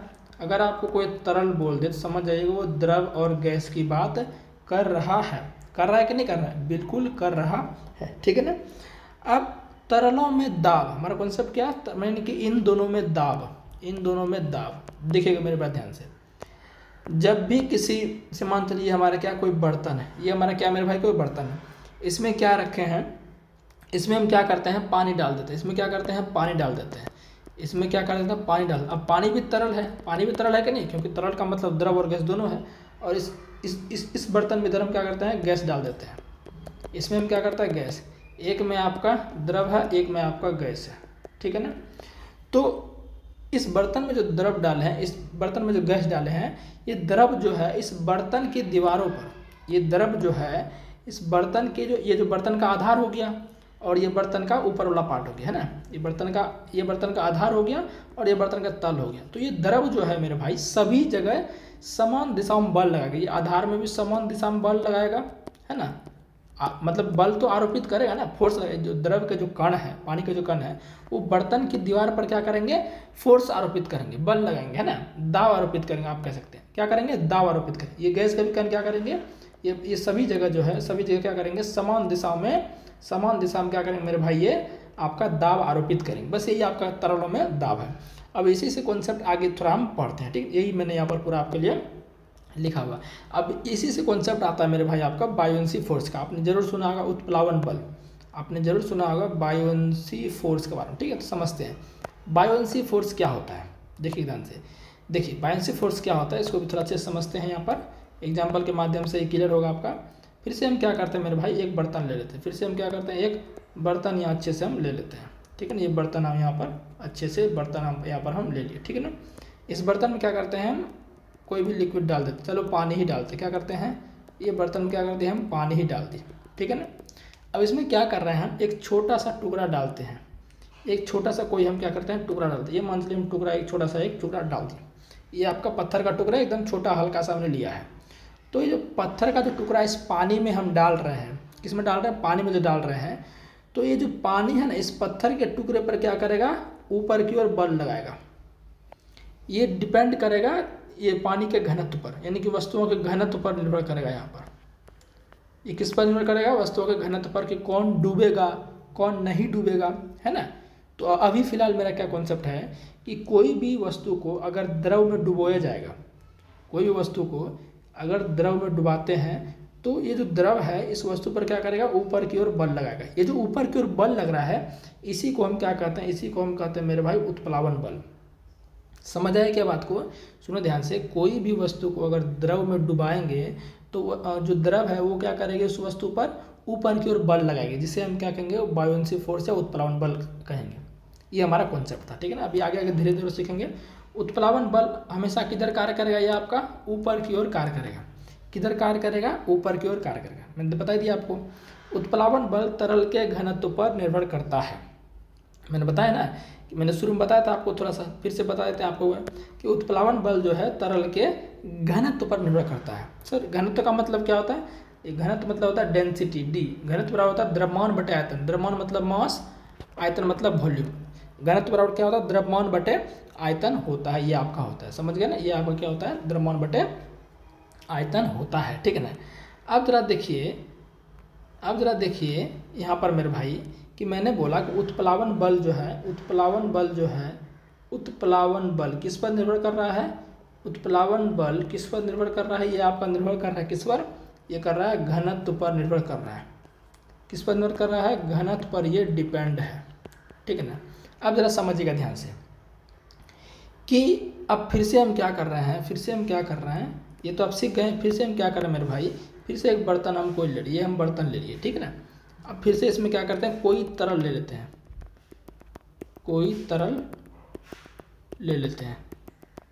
ठीक है। कोई भी तरल हम ले लिए, ठीक है ना। अब क्या करते हैं, कोई भी हम पत्थर ले लेते हैं, मतलब कोई ऐसा वस्तु ले लेते हैं, ये ले लेते हैं क्या, चलो काला ले लेते हैं ना। अब क्यों यार, ये आपका ले लिया, ठीक है ना। अब बताइए, ये अभी आपने कॉन्सेप्ट क्या पढ़ा, उत्प्लावन बल का कॉन्सेप्ट आपने क्या पढ़ा। अभी उत्प्लावन बल का कॉन्सेप्ट आपने यही पढ़ा कि किसी भी वस्तु को तरल में डुबाया जा रहा है तो ये क्या करेगा, ऊपर की ओर फोर्स लगाएगा, जो कि आपका उत्प्लावन बल है। लेकिन ऐसा मानिए कि यहाँ पर जो है, ये जो वस्तु हम लिए हैं इसका घनत्व क्या है, ज़्यादा है। इसका घनत्व क्या है, ज़्यादा है। और ये तरल पानी, इसका घनत्व क्या है, कम है। तो अब बताइए यहाँ पर ये वस्तु तैरेगा या डूबेगा। अब जरा बताइए हमें कि यहाँ पर जो वस्तु हम लिए हैं ये तैरेगा या डूबेगा। आप जरा सोचिए, तो बोलिएगा सर ये डूब जाएगा। क्यों डूब जाएगा, क्योंकि इसका घनत्व क्या है, ज़्यादा है। और जिसमें इसको डुबाए हैं, किसमें रखे हैं इसको, इसको हम रखे हैं पानी में, और पानी का घनत्व यहाँ पर जो है कम है। मान लीजिए आप, ठीक है ना। ये जरूरी नहीं कि पानी कुछ भी हो सकता है, मैं आपको समझाने के लिए बता रहा हूँ कि जो द्रव यहाँ पर है इसका घनत्व कम है, और जो हम वस्तु लिए इसका घनत्व ज़्यादा है। तो यहाँ पर जिसका घनत्व ज़्यादा रहेगा वो डूब जाएगा। इसलिए तो बोल रहा हूँ उत्प्लावन बल यहाँ पर क्या होगा, उतना ज़्यादा नहीं होगा। ये जो उत्प्लावन बल लगेगा यहाँ पर, ये ज़्यादा यहाँ पर नहीं हो पाएगा, वस्तु पर ज़्यादा नहीं हो पाएगा, इसलिए वस्तु यहाँ पर डूब जाएगी। समझ गए ना बात को, उम्मीद है कि समझ गए होंगे आपको, ठीक है। तो जिसका घनत्व ज़्यादा होगा वो उस द्रव में डूब जाएगा, ठीक है ना। वही चीज़ हमने यहाँ पर लिखा हुआ है। और पढ़ देते हैं, उत्प्लावन बल तरल के घनत्व पर निर्भर करता है और तरल में डूबे हुए वस्तु के आयतन पर भी निर्भर करता है, ठीक है। इस बात को ध्यान रखना। अब देखिए आपका आर्किमिडीज का सिद्धांत आपका आता है, इसी से रिलेटेड आपका है। इस सिद्धांत के अनुसार जब कोई वस्तु पूरी तरह से या आंशिक रूप से किसी तरल में डुबाई जाती है तो उस पर तरल द्वारा ऊपर की ओर लगने वाला बल विस्थापित तरल के भार के बराबर होता है। क्या कह रहा है इसको समझते हैं यहाँ पर अच्छे तरीके से, ठीक है ना। आर्किमिडीज का प्रिंसिपल क्या कहता है, ये उत्प्लावन बल से रिलेटेड है। मान चलिए आपका फिर से एक बर्तन हम ले लिए, इसमें कोई तरल ले लिया है, कोई भी तरल इसमें हो सकता है, ठीक है ना। इसमें कोई भी तरल आपका हो सकता है। इसमें क्या कर रहे हैं, कोई भी हम एक वस्तु ले रहे हैं जो कि इसमें डुबा है। इसमें क्या कर रहे हैं मेरे भाई, कोई भी हम वस्तु ले रहे हैं इसमें डुबा दे रहे हैं, ये आपका वस्तु उसमें डुबा दे रहे हैं। तो वस्तु जब डुबाए हैं तो नीचे से क्या ऊपर की ओर क्या फोर्स लगेगा, इस तरल के द्वारा इस वस्तु पर क्या फोर्स लगेगा, उत्प्लावन बल। आपको बता दिया ना कि जो तरल है इस वस्तु पर क्या लगाएगी, ऊपर की ओर बल लगाएगी, उसी बल को उत्प्लावन बल कहेंगे। तो आर्किमिडीज का सिद्धांत क्या कहता है कि ये जो ऊपर की ओर जो बल लग रहा है, ये जो ऊपर की ओर बल लग रहा है मतलब उत्प्लावन बल, ये किसके बराबर होगा, ये बराबर होगा ये जो वस्तु को हम डुबाए हैं, ये जो वस्तु को डुबाए हैं इस तरल में, तो ये वस्तु क्या करेगा, कुछ ना कुछ तो तरल को हटाएगा। अरे मेरे भाई, इस वस्तु को जिसको हम डुबा रहे हैं, कुछ ना कुछ तो तरल को ये जरूर अपने ओर से खसकाएगा यानी हटाएगा। तो कितना तरल को ये विस्थापित करेगा, कितना तरल को ये वस्तु विस्थापित करेगा, वो बराबर होगा उत्प्लावन बल के। समझ गए ना बात को, वही चीज़ मैंने आपके लिए लिखा हुआ है, ठीक है ना। देखिए वही चीज़ मैंने आप पे लिखा, उत्प्लावन बल जो यहाँ पर होगा यानी कि जो ऊपर की जो बल लगेगा वो किसके बराबर होगा, जिस वस्तु को डुबाए हैं वो कितना तरल को विस्थापित कर रहा है, हटा रहा है, उसके बराबर होगा। तो उत्प्लावन बल बराबर वस्तु के द्वारा हटाए गए द्रव का भार के बराबर होगा, ठीक है ना। चलिए अब हम बात करते हैं आपेक्षिक घनत्व के बारे में। अब हम क्या करते हैं आपेक्षिक, अच्छा आपने सुना होगा जो मृत सागर होता है मेरे भाई, मृत सागर जरूर आपने सुना होगा।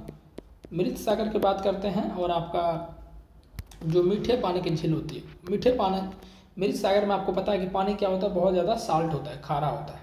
मृत डेड सी आपने जरूर सुना कि उसमें पानी क्या बहुत ज़्यादा खारा होता है और जो मीठा पानी जो होता है वो ज़्यादा खारा नहीं होता है। तो बताइए कि इसमें तैरना आसान है। अब मृत सागर में तैरना आसान है, इसमें जल्दी नहीं डूबेगा। क्यों?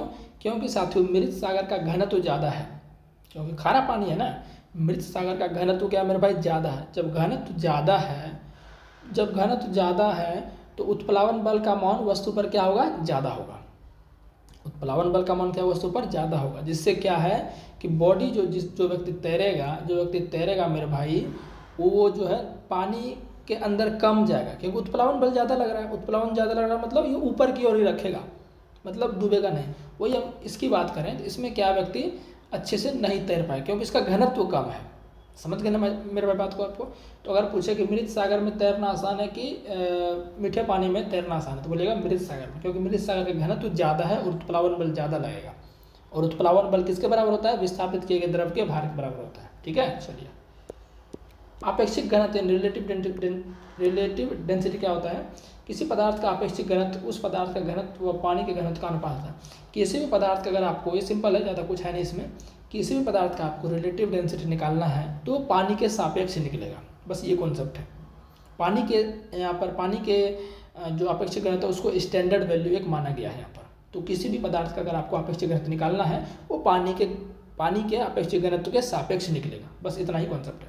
तो वही यहाँ पर लिखा है, किसी पदार्थ का आपेक्षिक घनत्व उस पदार्थ के घनत्व व पानी के घनत्व का अनुपात है। यानी आपेक्षिक घनत्व बराबर किसी भी पदार्थ का आपेक्षिक घनत्व क्या होगा, उस पदार्थ का घनत्व बटा नीचे पानी का घनत्व, यानी कि पानी के घनत्व के सापेक्ष ही किसी पदार्थ का आपेक्षिक घनत्व निकलेगा, बस इतना सा कॉन्सेप्ट था, ठीक है ना। अब यहाँ पर कुछ लिखे हैं, सोने का घनत्व कितना होगा, 19,300 किलोग्राम प्रति मीटर क्यूब। पानी घनत्व कितना होगा, 1,000। ये पानी का आप जरूर याद रखो, किसका याद रखो, पानी का आप जरूर याद रखो। और आपेक्षिक घनत्व का कोई मात्रक इसमें नहीं होता है। क्यों नहीं होता है, क्योंकि देखो ऊपर ही घनत्व है, नीचे भी घनत्व है, तो घनत्व बटे घनत्व तो कट ही जाएगा, तो कहाँ से मात्रक आएगा, नहीं आएगा मात्रक, ठीक है ना। तो अब यहाँ पर लगभग खत्म ही होता है। अब एक बचा आपका केपलर के ग्रहों का गति का नियम। तो चलिए केपलर के जो 3 प्लैनेट ऑफ मोशन है उसको हम देखते हैं, ठीक है। इसके बाद ये चैप्टर आपका खत्म हो जाएगा पूरी तरह से। प्रथम नियम क्या कहता है, जो हमारा प्लैनेट है, जो हमारा ग्रह है, आपको पता है कि वर्तमान में 8 ग्रह है, तो 8 प्लैनेट जो है वो सन के अराउंड क्या करते हैं, चारों तरफ वो चक्कर काटते हैं, लेकिन वो चक्कर काटते हैं एक इलिप्टिकल पाथ पर। यानी कि बोला जाए इसको हिंदी में बोलेंगे दीर्घ वृत्ताकार पथ में वो चक्कर काटते हैं, ना कि वृत्ताकार पथ में। ऐसे आपको घुमा सकता है ऑप्शन में। ये सब आपका नियम जो स्टेटमेंट वाइज पूछ सकता है कि निम्नलिखित में कौन सा केपलर के ग्रहों के प्रथम नियम के बारे में, केपलर के ग्रहों के गति के प्रथम नियम के बारे में सही है। तो आपको ध्यान रखना चाहिए। अब मैं आपको चित्र में दिखा देता हूँ। जैसे मैं आपको यहाँ पर देखिए, मैं दिखा देता हूँ। ये देखिए मैंने आपको यहाँ पर डायग्राम भी लगाया हुआ है कि ये जो है देखिए, ये जो आपको डायग्राम दिख रहा है ये आपका वृत्ताकार पथ नहीं है, ये आपका दीर्घ वृत्ताकार पथ। ये कैसा है मेरे भाई, ये दीर्घ, ये पूरा वृत्त कैसा रहेगा, पूरा वृत्त देखिए ऐसा रहेगा, गोल रहेगा, लेकिन ऐसा नहीं, ये आपका क्या है, एलिप्टिकल पाथ है, यानी कि हम बोल सकते हैं हिंदी में दीर्घ वृत्ताकार पथ है। तो देखिए यहाँ पर, यहाँ ध्यान से आप कि ये हमारा क्या हो गया, यहाँ पर ये सन हो गया, सूर्य हो गया, क्या हो गया, सूर्य होगा। और ये कोई प्लेनेट है ना, इसके चारों ओर बहुत सारे प्लेनेट होते हैं, आपको पता है सन के चारों ओर क्या होते हैं, बहुत सारे प्लेनेट होते हैं जो इसके चारों ओर चक्कर काटते हैं, ठीक है ना। तो यहाँ पर मैंने एक प्लेनेट को दिखाया हुआ है। ये प्लेनेट देखिए, ये सूर्य के चारों ओर क्या कर रहे हैं, चक्कर काट रहे हैं। तो ये जो चक्कर जो काट रहे हैं वो क्या कर रहे हैं, दीर्घ वृत्ताकार पथ में सूर्य के चारों ओर चक्कर काट रहे हैं। बस यही है पहला नियम केपलर के ग्रहों की गति का नियम का, समझ गए ना, और ज़्यादा कुछ नहीं है। दूसरा नियम की बात हम करें, दूसरा नियम की बात यहाँ पर करें, इधर हम देख ही लेते हैं। दूसरा नियम देखिए, अब बात वही रहेगा, दीर्घ वृत्ताकार ही होगा, लेकिन दूसरा नियम मान लीजिए सूर्य आपका यहाँ है, सूर्य यहाँ है, ठीक है ना, सूर्य आपका यहाँ पर है, ठीक है ना। और कोई ग्रह जो है, कोई ग्रह जो है यहाँ पर अभी है, कोई ग्रह अभी यहाँ पर है, ठीक है ना। और ये ग्रह जो है गति करके यहाँ पर आ गए, ग्रह गति करके यहाँ पर आ गए। तो समझिए ध्यान से यहाँ जाने में, देखिए यहाँ से यहाँ जाने में कुछ ना कुछ समय लगा होगा। इस डायग्राम में छोटा सा है, मैं थोड़ा सा आपको बड़ा करके दिखाता हूँ यहाँ पर, ठीक है ना, मैं थोड़ा सा आपको बड़ा करके इधर दिखाता हूँ, ठीक है, ध्यान देखिएगा। चलो मैं ये मैप बना लेता हूँ, ठीक है ना, ये मैं चलो इस तरह से बना लेता हूँ, है ना। हालांकि ये वृत्ताकार मैंने बनाया, लेकिन आप कोई दूसरा ऐसे बना लेता हूँ, मिनट। चलो मैं यहाँ पर जो है बना लिया, ठीक है ना। यहाँ पर मान लीजिएगा आपका क्या है, आपका सन है, ये आपका यहाँ पर मैंने आपके लिए सन बना दिया। ये आपका क्या है मेरे भाई, ये आपका सन है, ठीक है ना। और आपको पता है कि ग्रह क्या करते हैं, सन के चारों ओर चक्कर काटते हैं। अभी मान चलिए कोई ग्रह जो है, मैं अलग कलर से बना देता हूँ, कोई ग्रह जो है यहाँ पर, एक कोई ग्रह है, ठीक है, कोई ग्रह यहाँ पर है, ये भी चारों ओर चक्कर काट रहे हैं। ये ग्रह यहाँ से यहाँ पर आए, गति करते करते यहाँ पर आ गए, कहाँ आ गए, यहाँ पर आए गति करते करते। तो यहाँ से यहाँ पर आने में कुछ तो कुछ समय लगा होगा, मान लेते हैं टी समय लगा। कितना समय लगा, टी समय। अब इनको क्या करिए, इन दोनों को आप मिला दीजिए सन से, इन दोनों को मिला दीजिए आप सन से, काल्पनिक रेखा हो गई, सन से मिला दिया। तो सन से मिला दिया तो कुछ ना कुछ एरिया कवर हुआ। अरे मेरे भाई, ये जो सन से दोनों रेखा को हम मिला दिए यहाँ पर प्लेनेट को, पहले प्लेनेट का जो स्थिति था वो यहाँ पर था, अब यहाँ पर आ गया, तो कुछ ना कुछ एरिया कवर हुआ। ये एरिया कवर हुआ प्लेनेट के द्वारा, इन ग्रह के द्वारा ये एरिया कवर किया गया टी समय में, ठीक है ना। अब हम कुछ देर बाद देखते हैं, कुछ देर बाद देखते हैं कि ये ग्रह आपका यहाँ से फिर से जो है, यहाँ से यहाँ आ गया, यहाँ से क्या यहाँ आ गया, फिर आप इसको मिलाइए, फिर इसको सूर्य से मिला दिया काल्पनिक रेखा को, फिर एरिया कुछ कवर हुआ, ये एरिया कवर हुआ। अब मैं क्या बताना चाह रहा हूँ आपको, जो आपका केपलर का जो सेकेंड लॉ ऑफ मोशन है प्लेनेट का, वो क्या क्या कहता है कि समान समय अंतराल में जो ग्रहों द्वारा क्षेत्रफल तय होगा वो बराबर होगा, बस यही, और ज़्यादा कुछ आपका नहीं है। तो यहाँ पर जो, सुनिएगा ध्यान से, यहाँ पर जो क्षेत्रफल तय हुआ टी समय में ग्रहों के द्वारा, वही टी समय में यानी उतने ही समय में यहाँ पर ये तय करेगा, बस ज़्यादा और कुछ नहीं, यही आपका कह रहा है, समझ, यानी समान समय अंतराल में ग्रहों द्वारा समान क्षेत्रफल को तय करेगा, सिंपल ही, और ज़्यादा कुछ नहीं है, ठीक है। तो ये आपका क्या था, द्वितीयता। मैंने आपको मैं इसको एक बार पढ़ देता हूँ, ठीक है। सूर्य तथा ग्रहों को मिलाने वाली रेखा, जैसे ये भी आपका था, ये ग्रह था, सॉरी ये सूर्य था, और यहाँ पर एक ग्रह था, इसको जो मिलाने वाली रेखा था, सभी जगह जो था क्षेत्रफल वो तो क्या था आपका, बराबर था। सूर्य तथा ग्रह को मिलाने वाली रेखा समान समय में समान क्षेत्रफल तय करती है, मैंने आपको दिखाई दिया, ठीक है ना। थर्ड लॉ मेरे भाई क्या कहता है, थर्ड लॉ यहाँ पर देखिए, डायग्राम यहाँ पर दिया हुआ, थर्ड लॉ को देखते हैं ध्यान से, देखिए थर्ड लॉ को। ये आपका क्या हो गया, दीर्घ वृत्ताकार पथ हो गया आपका, ये है ना, ये दीर्घ वृत्ताकार पथ हो गया, जिसमें कि ग्रह क्या करेगी, सूर्य के चारों ओर चक्कर आपका ये काटेंगे। इतना तो पहले नियम से ही क्लियर आपको है। देखिए मेरे भाई, जो दीर्घ वृत्ताकार का जो ये वाला पार्ट है, ये वाला पार्ट है जो मैं देखिए बना रहा हूँ यहाँ पर, मैं ग्रीन कलर से कर रहा हूँ, ये वाला पार्ट जो है, इस वाले पार्ट को पूरा को बोलते हैं सेमी मेजर एक्सिस बोलते हैं। क्या बोलते हैं, सेमी मेजर एक्सिस बोलते हैं, ठीक है ना। और ये वाला जो पार्ट है, मैं इसको अलग कलर से, ये मैं बैगनी कलर से बना रहा हूँ, ये वाला पार्ट ऊपर जो मैं बना रहा हूँ, इसको बोलते हैं मेरे भाई minor axis, semi minor axis बोलते, क्या बोलेंगे, सेमी माइनर एक्सिस बोलेंगे, ठीक है ना। अब ये समझ गया। अच्छा, ये अगर सेमी मेजर है, ये अगर सेमी मेजर है, इसका मतलब क्या हुआ, अगर ये मान चलिए 2 है तो इसका आधा आधा 1 1 होगा, क्योंकि सेमी लगा, सेमी का मतलब क्या होता है, आधा, सेमी का मतलब क्या होता है, आधा होता है। तो अगर ये मान लीजिए पूरा आपका ए है, सॉरी 2a मान लेते हैं, ये पूरा आपका कितना है, 2a है, तो ये कितना, ये भी आपका a हो जाएगा, ये आपका a हो जाएगा, यही होगा ना। अब मान लेते हैं पूरा ये 2r है, तो ये आपका r, ये आपका r, यही होगा। तो अब तीसरा नियम क्या कह रहा है, अब मैं इसको पूरा हटा देता हूँ। तीसरा नियम क्या कह रहा है मेरे भाई, कि जो आपका ये जो ग्रह यहाँ पर है, ये ग्रह पूरा एक चक्कर जो सन का लगाएगी, मान लेते हैं पूरा एक चक्कर सन लगाएगी t समय में, इसको परिक्रमण काल बोल देंगे, टाइम पीरियड। सन जो है, यानी सन के चारों ओर जो कोई भी ग्रह जो है t समय में पूरा चक्कर काट रही है सन का, तो ये जो आपका होगा मेरे भाई, ये स्क्वायर, ये समानुपाती होगा किसके, जो आपका ये मेजर एक्सिस है ना, ये जो मेजर एक्सिस है, यानी कि जो औसत दूरी है सूर्य से ग्रह की, वो आपके क्या होगी, इसके क्या होगी मेरे भाई, घन के समानुपाती, यही आपका कहता है।